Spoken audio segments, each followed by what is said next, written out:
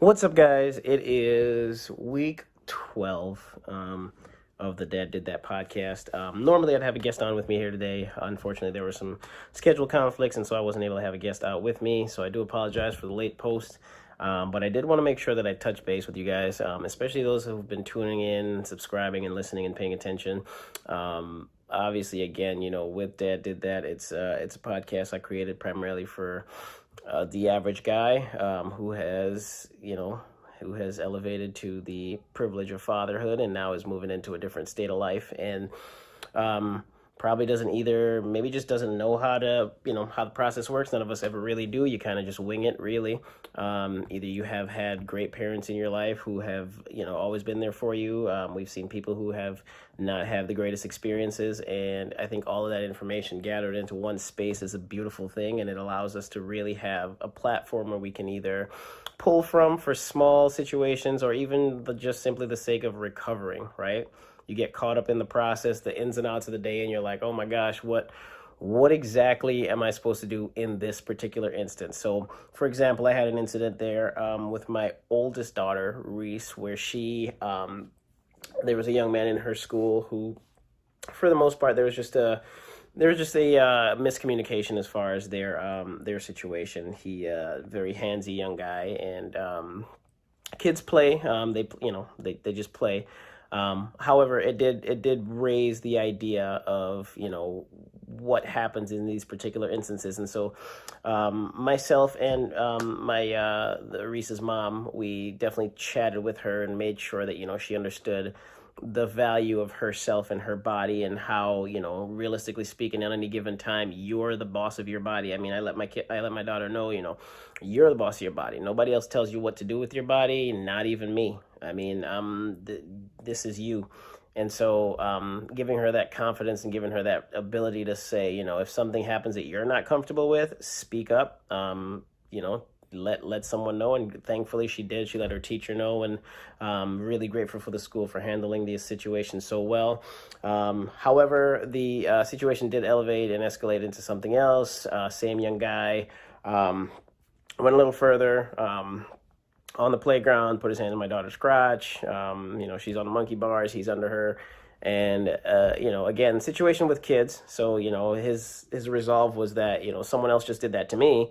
And so on and so forth on someone else in the one of the other kids.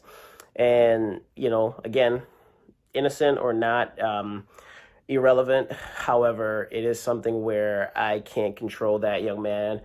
For me, all I can do is give my daughter the best information that I can give her so that she can handle herself accordingly and not be a victim, not be in a situation where she doesn't know how to react to these incidences. I mean, I feel like at the end of the day, what I've learned, a lot of the dads have talked about it. Patience, right? But also I feel like for me, and maybe it's just specifically with having daughters, or I don't know, maybe I'm not a boy dad, so I don't know, maybe it's not, but I feel like I've learned that what you can do is all you can do when it comes to having kids. You can teach them. You can try to prepare them as best as you can to go out there and handle the world, especially the world we live in now. The terrain is changing. I mean, technology is advancing, and the information is going up and up and up, and the access is so wide now. You can literally purchase, God knows what out there. And so giving your kids the information up front so that they know, hey, in this particular instance, this is how you handle that. In this particular instance, this is how you handle that, and hoping that those teachings stick.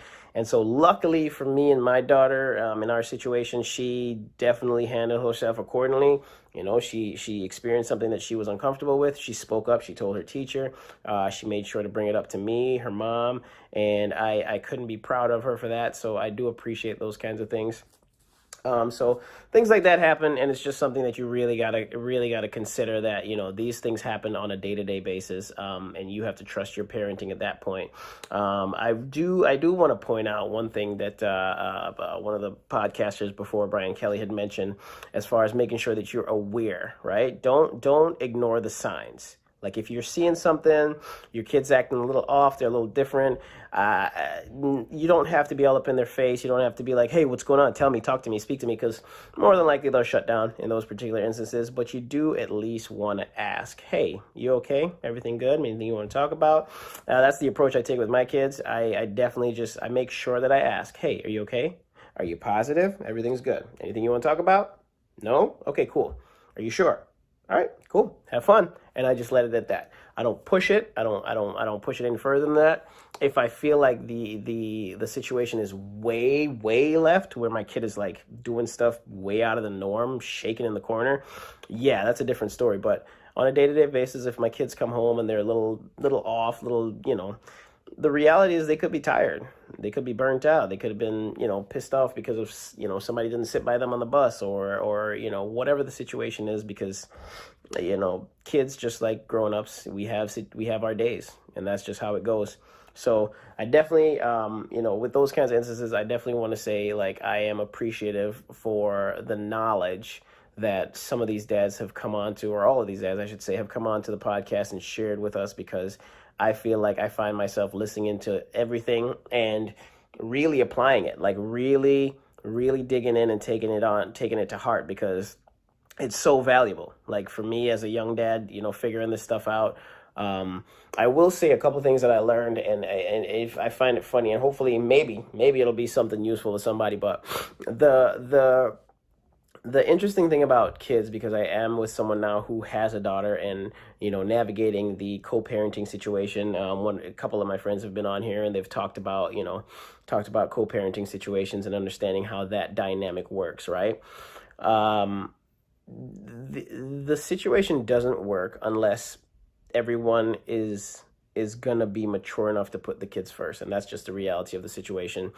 And I am, again, I'm not gonna lie, I'm so grateful for my situation, because everybody is so mature in our situation that they are just, they're mature. They're gonna put the information out there, and they're gonna allow it to be what it is. We're adults. This is not really about us or our egos. This is about the kids. And so that has been an amazing experience, especially in the last, however many months, for me personally. So that's been pretty sweet. Couple things I did want to throw out there, and this is because I feel like this is a big deal, right? And I learned it, and then the situation comes up and I don't apply it. Boundaries, okay? Healthy boundaries. That's a big deal, y'all. So I bring it up because I do find, like, as a dad, I find myself in a lot of situations where it's daddy, can you, and majority of the time I'm going and I'm either, on the floor giving piggyback rides, or I'm fixing this, or I'm, moving that, or picking this up, or making this meal, whatever the case may be. And for everyone, not even just dads, parents in general, right?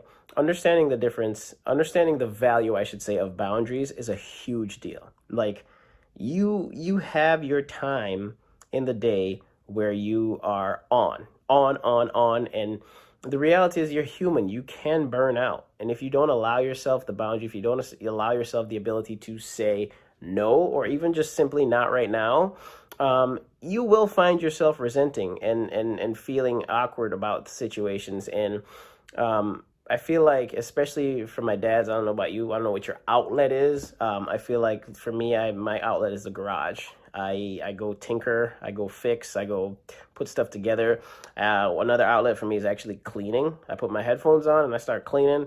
And if everything doesn't smell like Pine Sol and Clorox, I'm not done. And so that's a big deal as well. But realizing that little bit of time that you take to go, I'm just going to do me right now, helps to replenish you.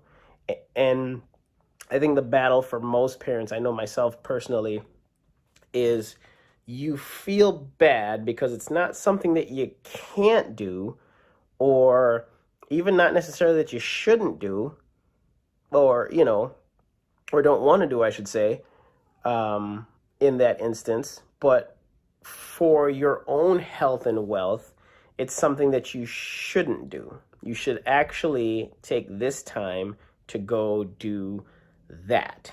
whatever that little moment you need for yourself is.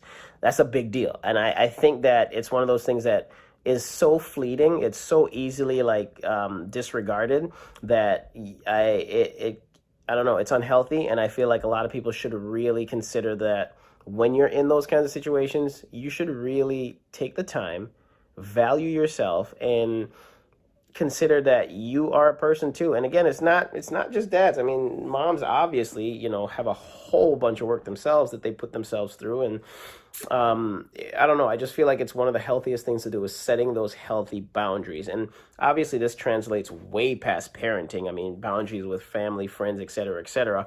But I do find myself that I do find to myself that I have to apply that in raising my kids, because I will legit burn myself out. Even something as simple as jumping on the trampoline. It's like, yeah, I want to go out and jump with you, but right now, daddy's just gonna sit. Daddy's just gonna sit. I'm gonna put a show on. I'm gonna just chill for 5 minutes. You'll be okay. You'll be all right. This is not a emergency. Nobody's hurt. Nobody is going through anything. You just want to play excessively right now. We played for a while. Now I'm gonna sit for a while, and that should be allowed. And I think that parents, we tend to feel bad, especially when they drop that bottom lip and those brows come down. You're like, all right, I'll do it. But I don't know. I do feel like saying that it's okay to take a minute to not to say, no, I'm not. Or again, for me, it's better to say not right now, honey. Not right now. We'll put that off. Not that no is a bad word, but it's tough to say no to, for me at least, my little curly cuties. So definitely one of those things that I've learned over time. Another thing that I wanted to bring up is that I feel like the idea of your worth has been drawn in so many different directions, especially for guys. Your worth, your value comes as the protector, the this, the that. And I think a lot of men feel or find, or for at least my experience with the people I know and have talked to, quite a few of them, but I feel like a lot of men find themselves in a position where they are on the outside. And what I mean by that is like they're a guard. Like the analogy I think is you're a guard. You're protecting the perimeter. Your family's all inside, your loved ones are all inside, and you're protecting the perimeter. So you stay out there and you protect them, you keep them safe, you bring home, you go out, you bring home the bacon, in some cases, you're making sure that the enemy's not getting in, predators, no one's getting into them. And they forget to go in the house and interact with the family.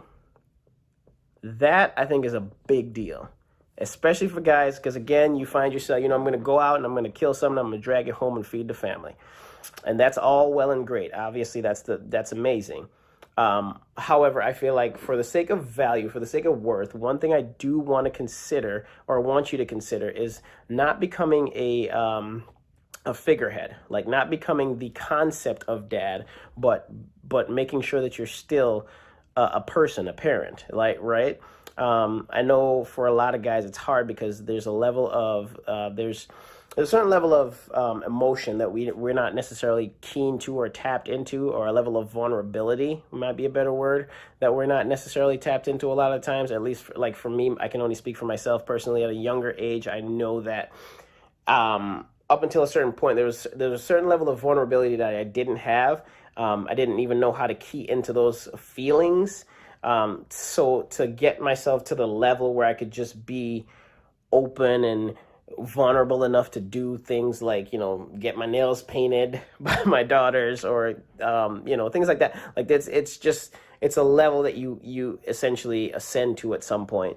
And I think one thing to just keep in mind is that don't get so caught up in yourself that you forget to be a parent. Don't get so caught up in, I worked, 60 something hours this week so I could put food on the table from the day. All right, that's great. And that is amazing. Please don't misunderstand what I'm saying. I'm not taking anything away from that. That is amazing. I think that's what you're supposed to do.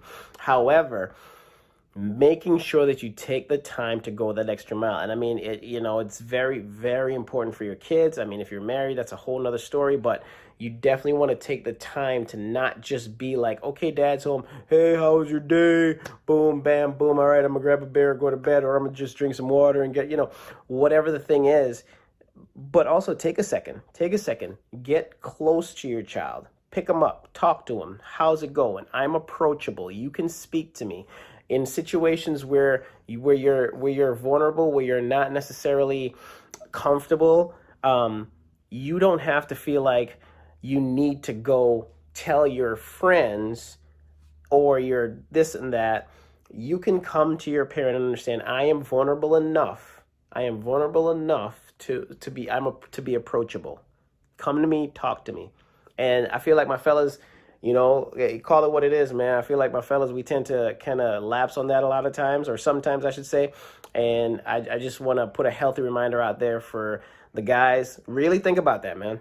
Think about that as not just as a concept, but as like a real life thought. Like, yo, this is something that is gonna affect your child. Like, you don't think about it now, but one of my biggest fears for my children, I've asked this question to a lot of the people on the show for me, but one of my biggest fears to my children, and granted, I feel like there's so many, but is my child going through something and feeling like they're alone, or feeling like they can't talk to me, or feeling like they don't have anyone, or not even they don't have anyone, but just feeling like they can't talk to me about it.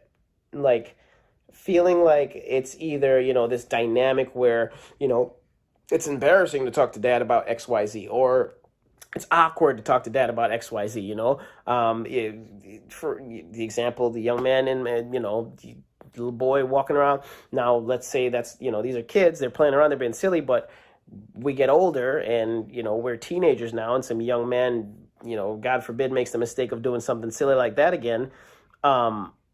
I pray, I hope, I work towards my kids not being to the point where they're like, I can't talk to dad about someone, I don't want that. It needs to be so comfortable for me with my daughters. That's my personal goal, is that it needs to be so comfortable that they can bring anything to me and feel like, oh, okay, I'm not going to judge you. I'm not going to, and I'm not going to give the other reaction. Because here's the other thing. And dudes, you are guilty for this. So I'm gonna tell you right now, don't even try to sugarcoat it. Dudes, you're guilty for this. The other thing is you go straight to protector mode, right? Like, dad, this dude, or they said this about me. Who did? Where they at? Let me mess them up. Okay. And the women are probably gonna nod their head and like agree so much to this part. They don't always want you to fix it, bro. They don't always want you to give them a solution. They don't always want you to find, they don't always want you to get it for them. They just sometimes want to tell you what they're going through. And realistically speaking, they want you to sit and listen objectively. Like, just sit, listen, allow them to share. If you put in a couple tidbits, but not on the, I'm going to walk in there and da-da-da. And definitely not on the other side of things where you're like, well, how did you let that happen? No. Sit, listen. Wow, man, that's tough. I'm sorry that happened. What happened next? Oh my gosh. Oh, what, taking the time to do those kinds of things. I mean, I feel like that's something you build up to. And again, one of my biggest fears is that I'm not building that foundation now, so that when they get to that older stage, they feel comfortable enough to just come to me with that kind of stuff, because that's a huge deal for me. I feel like if you're a dad in general, like, and I don't know, I don't have boys, but I feel like if you're a boy dad, the last thing you want is, guys, this stuff happens to boys too. Like, let's not sugarcoat it and make it a sex thing.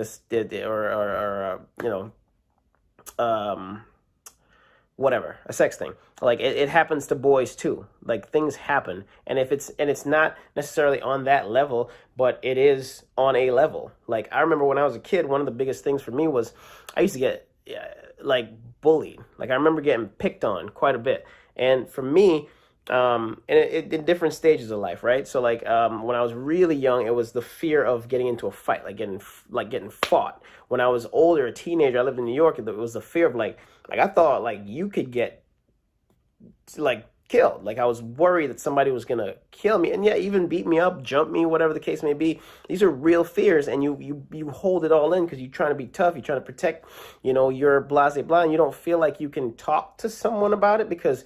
For me personally, I mean, my situation is a little different. I didn't necessarily have anyone to talk to, but even if I did, I felt like the response was going to be, hey man, all you got to do is that.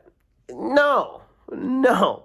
Let me get it out, man. Let me tell you exactly what I'm going through. And so these are things that I really think are valuable for any parent, anyone, just I don't know, anyone just who you want to have a strong connection with your kids. You want to have conversation with deep value, not just the basic.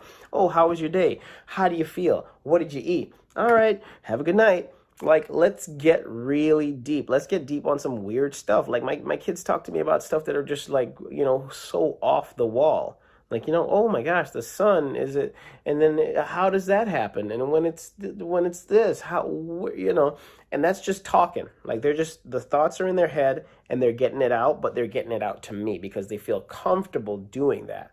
That's the kind of things I feel like are a big deal for any parents, but dads, like, come on, drop the guard, drop the energy. You don't have to be all that. Drop the energy a little bit. And allow yourself to be approachable, to be vulnerable enough so that your children don't feel like they have to, kind of like do the lean in step where they get closer. Like, is it okay to come in the room? No, let them feel that love, let them feel that level of embrace every single time. And again, it's not for everybody. I know all dads aren't gonna be that way. Some people have, scars that have, just really ruined them. Some people are just not that way in general. Some people are overly the other direction that way. And I think that, in my opinion, what I've noticed is that these kinds of things, I don't know, I feel like they have a lot of value and a lot of substance. So I would say definitely if you're in that realm, if you're in that world, that's really something to consider. The other thing I wanted to bring up was, I feel like when you think about this is where things are going to get, when you think about the average parent, right? And this is where I think that we all kind of forget. It's funny, I was talking to somebody today who was actually, they were talking about the fact that, they're about to be a parent, and they were talking about the fact, like, they think back to when they would bring friends over and their parent would go, no, I don't want company over. And as a kid, you're like, well, what's the big deal? What's the problem here? It's just my friend, we're just going to come over and play. What you don't think about is the fact that no kid thinks about the fact that parents did this, did that, did this, did that, did this, that. And I think that for that reason, you forget that parents are just kids who grew up. Simple, but I feel like it means a lot. Parents are just kids who grew up. So we are still learning, we're still growing, we're still moving through this process, and now we have the responsibility of another human life, and we're hoping that we accomplish what we assume to be the right thing. It's wild, y'all. It's wild. And for the most part, we all do a fairly good job. And I think one thing you have to allow yourself to do is realize that this is the case. You are a child who grew up and now you got a kid. So this concept of like you're a parent. Well, what does that really mean? I feel like, one of my favorite comedians has a joke where he goes, dads have it really easy compared to moms.